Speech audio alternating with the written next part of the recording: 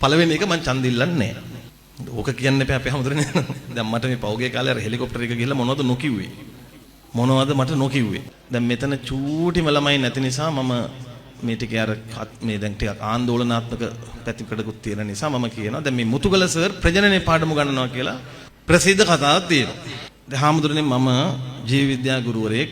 ඒතර මගේ තියෙන ලොකු ඒකකයක් කොටසක් තමයි මානව ප්‍රජනනය. ඒක ඉතින් මම මේ පාඩම වශයෙන් තියරි ළමයින්ට උගන්වන්න ඕන. ඔබ බලන්න මට තියෙන්නේ එක ඔෆිෂියල් YouTube නාලිකාවක් විතරයි. ඒකේ මං කිසිම තැනක ওই පාඩමේ කොටස් දාලා නැහැ. ඒ දාලා නැත්තේ මං දන්නවා ඔය පොඩි ළමයි බලනවා. මොකද පොඩි ළමයාට පොඩි ළමයා කියලා කාලයක් තියෙන්න ඕන. ප්‍රජනක සෞඛ්‍ය කියන එක දැනගන්න ඕන ළමයි නෙමෙයි. මේක මේ මට අහද්දි බණී සමහර මිනිස්සු. ළමයි දැනගන්න ඕන ಗುಣධර්ම. අම්මට තාත්තට කීකරු වෙන්න. අම්මා තාත්තා කියන දේ අහන්න. ගුරුවරු කියන දේ අහන්න. ඒව මිස ලිංගික පද්ධතිය ගැන නෙමෙයි. ඒක පටලව ගන්න එපා.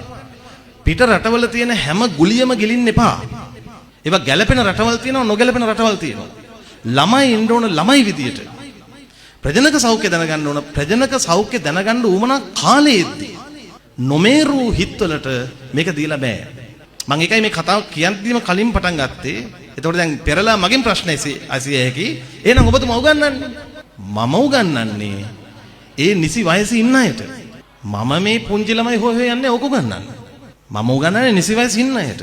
එතකොට මම ඒ අයට ඒක නිර්මාණශීලීව කියලා දෙන්න ඕන. අනිත් එක අපේ හැමදෙරනේ ඕක මේ ඔය ප්‍රජනක සෞඛ්‍ය කියන එක මේ අපි හිතන මට්ටමේ ලේසි එකක් නෙමෙයි. ඕකේ ලොකු යාන්ත්‍රණ තියෙනවා. ඕකේ හෝමෝන මේ වෙනස් වීම සම්බන්ධව තියෙන යාන්ත්‍රණ හරි සංකීර්ණයි. ඒවා ළමයින්ගේ හිතවලට දෙන්න යම් උපක්‍රමශීලී ක්‍රමයක් පාවිච්චි කරන්න ඕන. ගුරුවරයෙක් කියන්නේ එහෙම කෙනෙක් නේ.